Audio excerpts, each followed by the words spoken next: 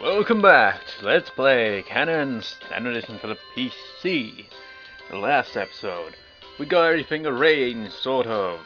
And well, Yuichi, not me, is going to the ball with Sayuri and Mai, you lucky bastard. Alright. Even if only half what you just said is serious.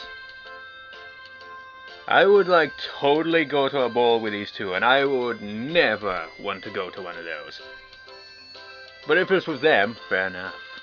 I don't think there's any way I could refuse. Indeed. I'm the one who should be saying that.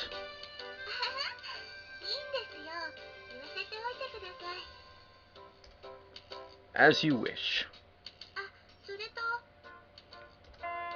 She raises her voice to make herself heard over the bell. That's not a loud voice. Why?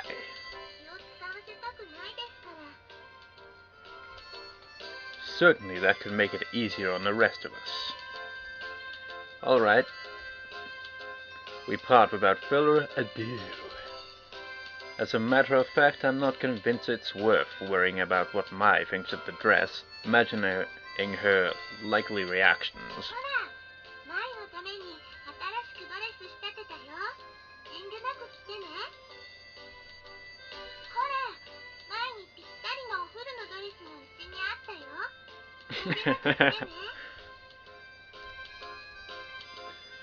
It's not like you're going to get a different response out of her.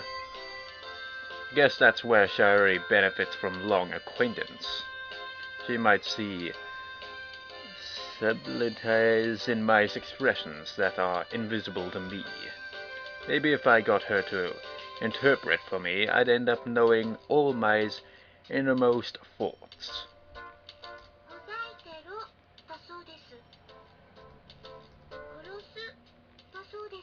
I don't think she'd be thinking that. No, there's no way I could bear to force Sayuri to translate that sort of thing. In short, I'm being stupid.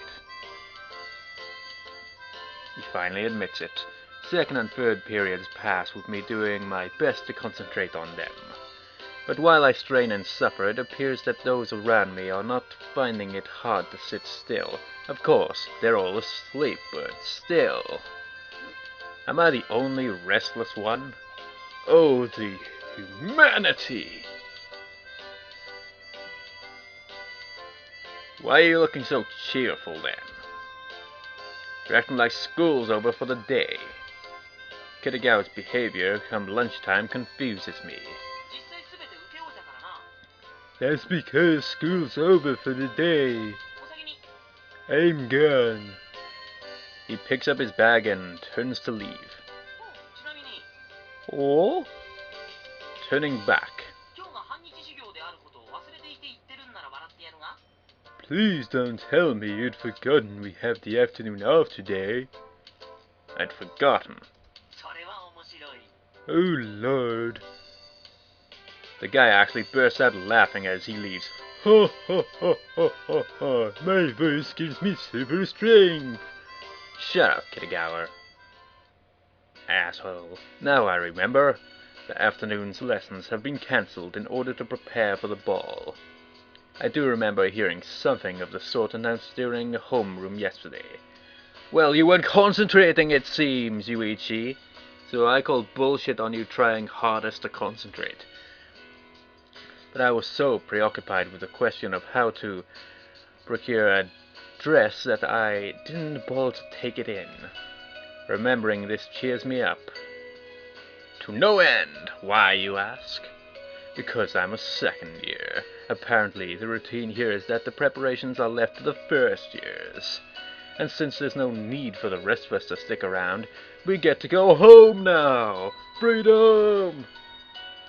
What with that and Sayuri having solved the dress problem, there's an obvious spring in my step.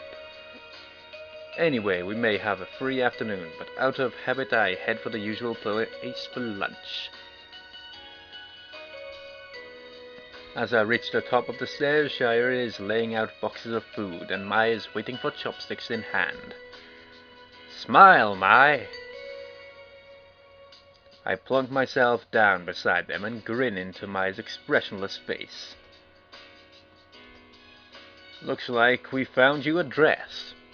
Well, aren't you happy? Come on, cheer up! Sayuri and I each take one of Mai's arms and raise them triumphantly. Heh. Mai remains silent and passive as we wave her arms up and down. Banzai! I'd have appreciated some flicker of acknowledgement. Oh well.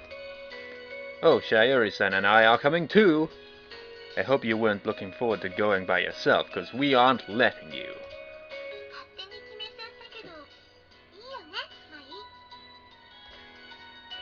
She nods.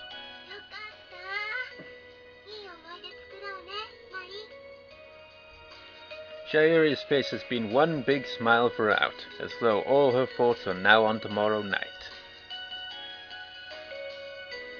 The sun is still high when at length I part from the other two and head for home.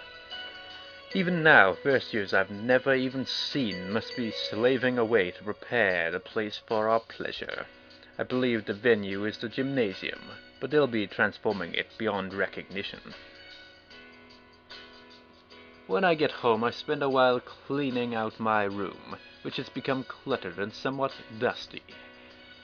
I while away my remaining hours to supper reading a half-finished book I fished out from under my bed. My aunt's cooking is delicious, as always, usual, whatever.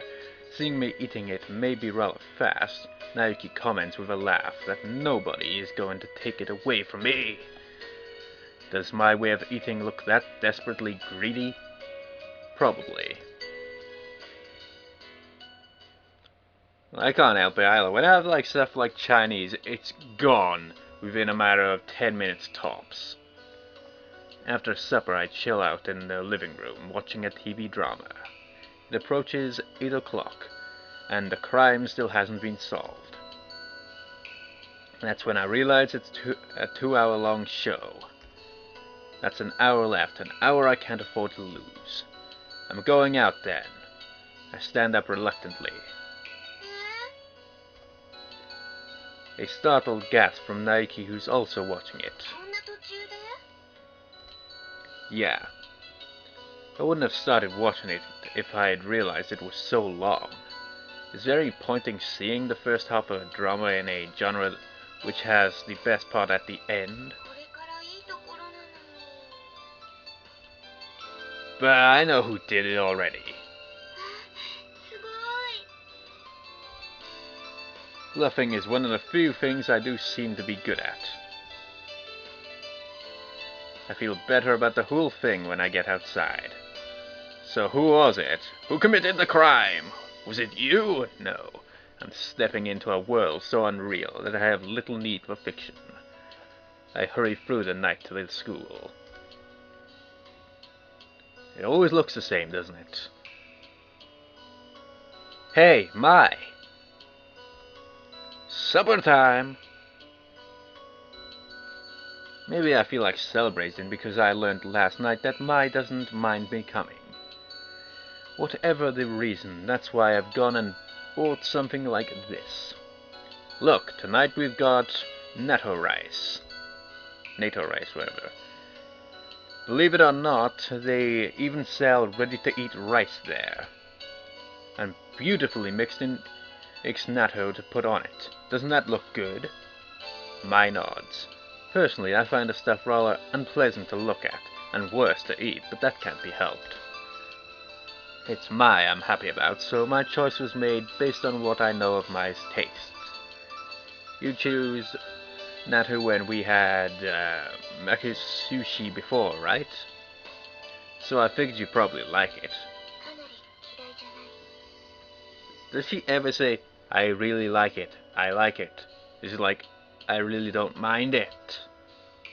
Come on, you got any taste in anything? I thought so. Alright, I'll mix it up for you. Hang on a sec. I break the seal on a natto, add the accompanying mustard and sauce and stir it thoroughly with chopsticks. This process is repeated for all 4 packs, and then I slosh the mixture onto the rice. There, it's ready! With the white steam coming off the rice mingled with the golden sheen of natto, it almost looks good enough to eat. She takes the bowl in her free hand, then stands there, moving it towards and away from her mouth, obviously wondering how on earth she's going to eat it. Come on, you can put your sword down for once, like before. So as before, when we had Kanon, Mai stands her sword against the wall in easy reach. Then accepting the chopsticks I offer, she finally begins to eat. But that'll have to wait till next time. See you next time, viewers.